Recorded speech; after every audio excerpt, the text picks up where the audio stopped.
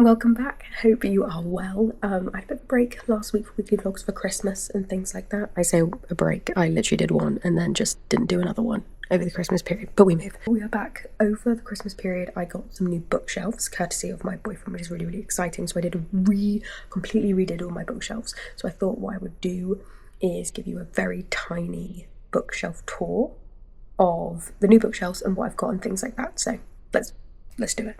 So first up is this bookshelf here. So this bookshelf is comprised of crime at the top. So crime is this one here, and then at the bottom shelf is all my non-fiction. I'm hoping to expand to non-fiction in the new year, but at the moment we're working with two little shelves of non-fiction. Then this shelf here is graphic novels and manga. Graphic novels and manga for this shelf, this bookcase. Sorry, it's really nice. It's got like glass.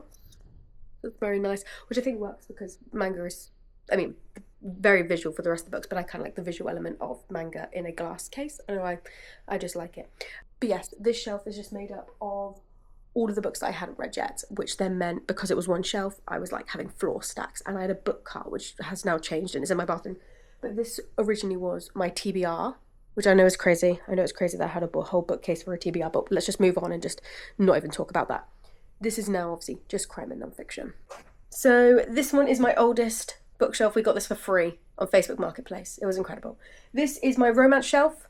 I'm actually very proud as someone who did not read romance and said she would never read romance, that I have a shelf and a bit of romance. Then it's just general fiction, and then you get to the best bit.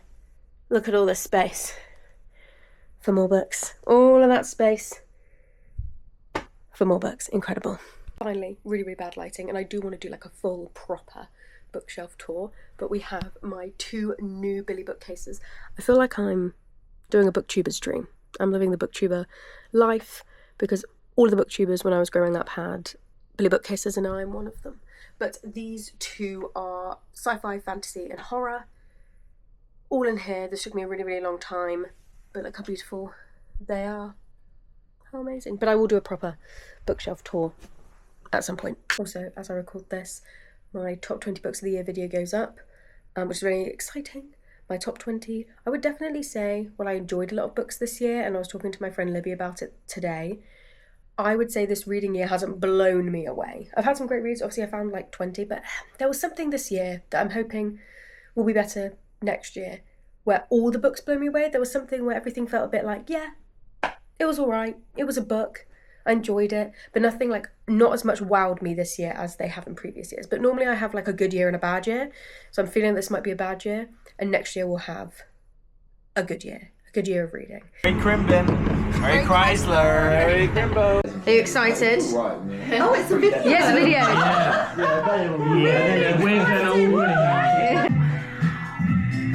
This dish is just, my friend has this casserole This dish. was like literally from Aldi. I know, it's so cheap.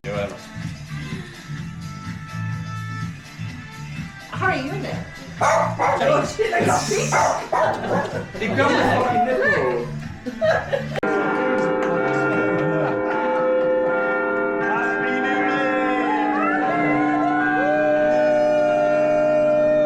Happy New Year! Oh my god, I can't believe that we are in 2025. That is very weird to say.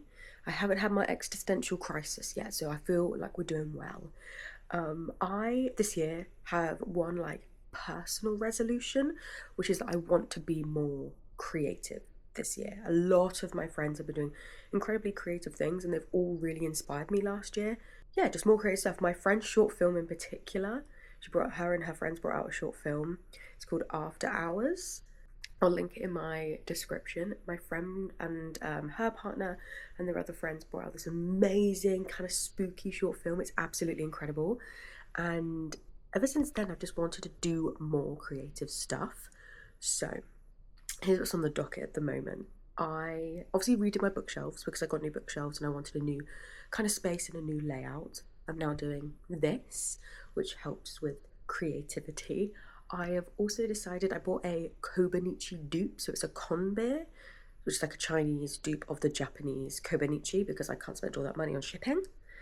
And I'm going to use that as like a junk journal, and I also have like a general scrapbook that I use that I want to get back into using, and the thing I wanted to talk about the most.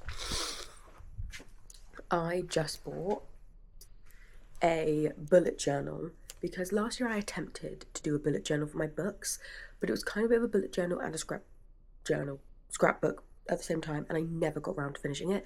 I like set it all up and then just kept forgetting about it. So this is the year that I actually do it.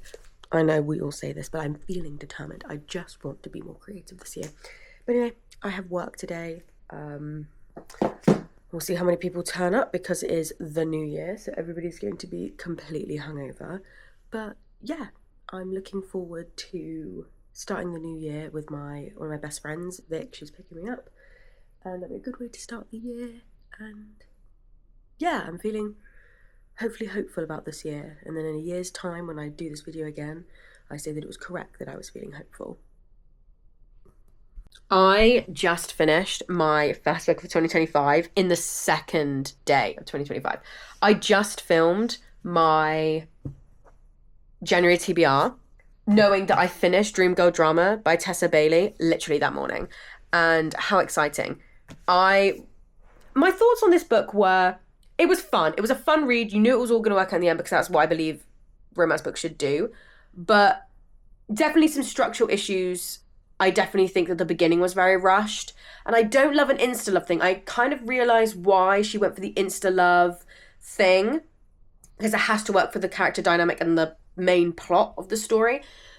But insta-love really isn't my thing. But overall, I did actually enjoy it, and I did think it was fun, and I did think they were funny, and there's like a forbidden love aspect, which probably will probably be controversial to some people, but I enjoyed it. It was fun. I love a Tessa Bailey book. Definitely say out of the Big Shot series, though, Fangirl Down is still my favourite. So first up, I've got to put it onto Goodreads, and then I've got to put it on Storygraph, Fable.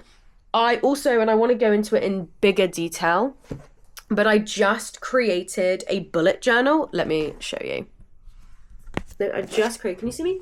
Oh gosh, you're not stacked high enough. I just created my very first bullet journal.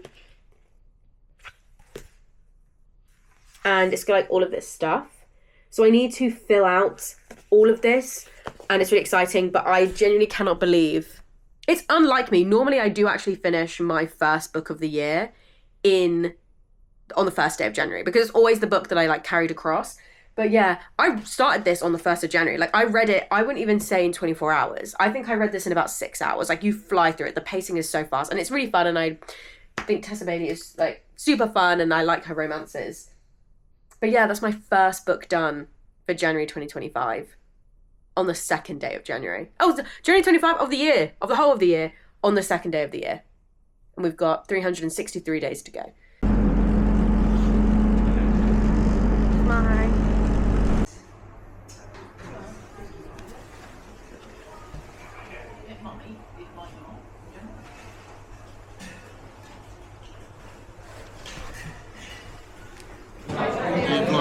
Yeah, I'm filming. Waved us. She's vlogging. She be vlogging. She's vlogging. India. Oh, thank you. Thank you. That's okay, thank you. No, thanks. I think it's time for I'll just do a bit of a vlog. See what I mean? Everyone's vlogging. You really need to scroll down, but